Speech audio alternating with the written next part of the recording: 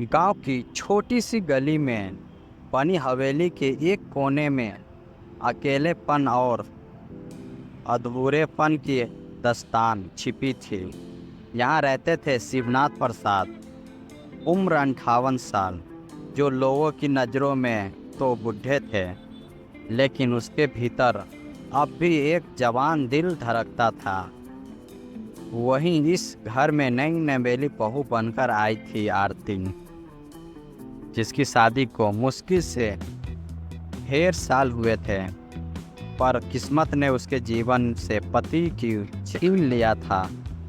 आरती को सबने समझाया कि अब उसका संसार यही है, ससुराल और बुजुर्ग ससुर, लेकिन अकेली रातें, अधूरी ख्वाहिशें और टूटते सपने सब मिलकर उसके दिल में एक तूफान पैदा कर रहे थे।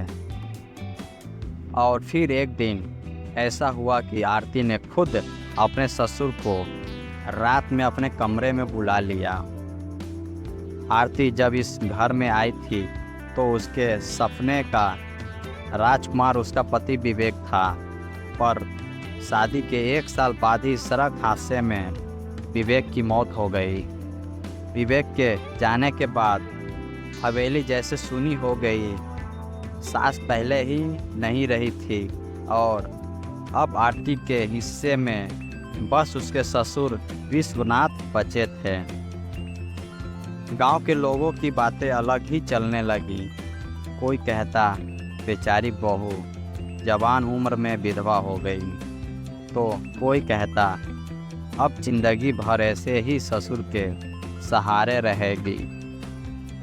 आरती दिन भर खुद को काम में उलझाए रखती, लेकिन रातों की नींद नहीं आती। उसका मन किसी के सहारे की तलाश में था। शिवनाथ भी बाहर से तो मजबूत दिखते, पर अंदर से अकेले थे। पत्नी को गुजरने कई साल हो चुके थे। बेटे के जाने के बाद अब उनकी दुनिया केवल आरती थी।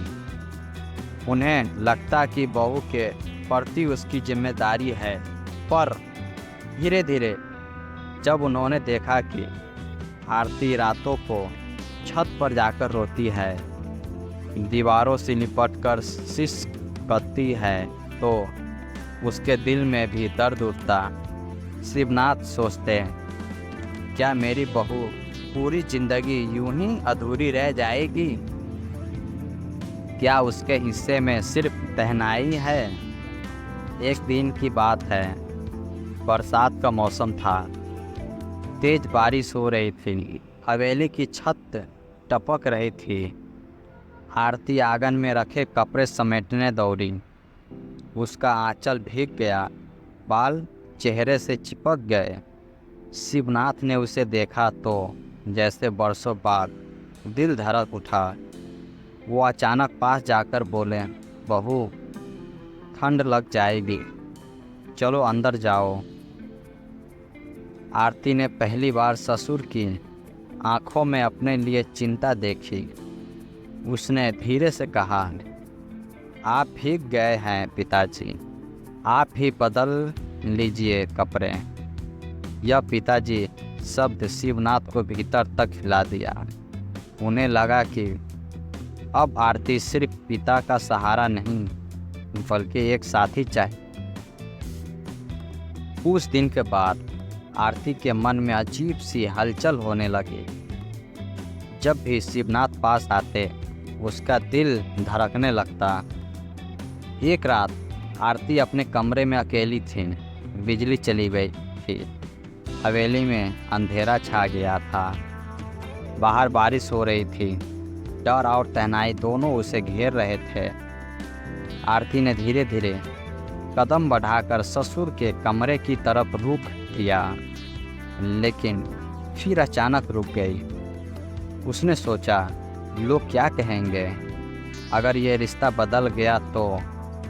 लेकिन दिल ने दिमाग की न सुनी। उसने धीरे से दरवाजे पर दस्तक दी। शिवनाथ ने दरवाज़ा खोला। देखा कि आरती सामने खड़ी है, हाथ काँप रहे हैं। क्या हुआ बहू? उन्होंने चिंता से पूछा। आरती ने नजरें झुका ली। पिताजी, मुझे डर लग रहा है, क्या आप मेरे कमरे में चलेंगे? शिवनाथ चौंक गया, पर उन्होंने कुछ न पूछा, बस उसके साथ कमरे में आ गई। कमरे में अंधेरा था, केवल लालटेन की हल्की रोशनी जल रही थी। दोनों चुपचाप बैठ गए। आरती का दिल धड़क रहा था। उसने धीरे से कहा, मैं अब और अकेली नहीं रह सकती पिताजी। हर रात मुझे लगता है कि जिंदगी रुक गई है। शिवनाथ उसकी आंखों में देख रहे थे, उनमें आंसू थे। बहू, मैं समझता हूँ तुम्हारा दर्द, पर हम। आरती ने उसकी बात काट दी। आप मुझे बहू मत कहिए, मैं बस आरती हूँ, एक औरत जो अकेली है। उसका हाथ आगे बढ़ा और उसने शिवनाथ का हाथ पकड़ लिया। वो पहली बार था जब बहू और ससुर के बीच का फासला मिटा। आरती ने अपने दिल का दरवाज़ा खोल दिया। शिवनाथ ने उसे सीने से लगा लिया। उसकी गर्माहट, उसका कमपलकता शरीर, उसका क्रूरता, सब एक साथ महसूस हुआ। उस रात हवेली की दीवारों ने एक अनकहा रिश्ता देखा। सुबह जब सूरज निकला, दोनों खामोश थे। आरती ने नजरें झुका ली। उसे डर था कि कहीं ससुर उसे गलत न समझ ले, लेकिन शिवनाथ मुस्कुराए। आरती, अब तुम सिर्फ मेरी बहू नहीं रही, तुम मेरी जिम्मेदारी हो, मेरी साथी हो। आरती की आंखों में आंसू थे। उसने पहली बार चैन की सांस ली। धीरे धीरे पूरे गांव में कानाफूसी होने लगी। लोग कहते हैं ससुर और बहू का रिश्ता गलत है, लेकिन दोनों ने किसी की परवाह ना की। आरती ने खुद को संभाला। शिवनाथ ने उसका हर कदम पर साथ दिया।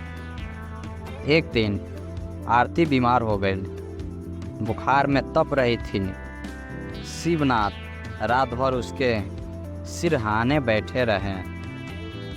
आरती ने वो नींदी आंखों से कहा, अगर आप ना होते तो मैं कब की टूट गई होती।